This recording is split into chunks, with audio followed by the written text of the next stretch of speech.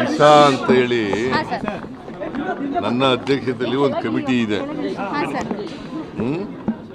ಅದು ಹಿಂದೆ ಕೇಂದ್ರ ಪುರಸ್ಕೃತ ಯೋಜನೆಗಳನ್ನು ರಿವ್ಯೂ ಮಾಡಲಿಕ್ಕೆ ಒಂದು ಸಮಿತಿ ಇದೆ.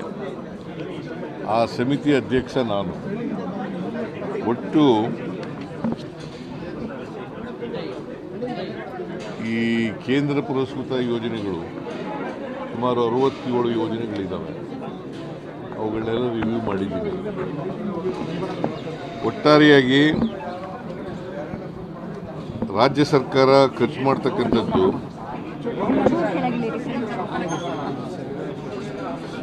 ಒಟ್ಟು ಕೇಂದ್ರ ಸರ್ಕಾರ ಮತ್ತು ರಾಜ್ಯ ಸರ್ಕಾರ ಈ ಸೆಂಟ್ರಲಿ ಸ್ಪಾನ್ಸರ್ಡ್ ಸ್ಕೀಮ್ ಅಂತಂದರೆ ಕೇಂದ್ರ ಸರ್ಕಾರನೂ ದುಡ್ಡಿರ್ತದೆ, ರಾಜ್ಯ ಸರ್ಕಾರದ್ದು ದುಡ್ಡಿರ್ತದೆ.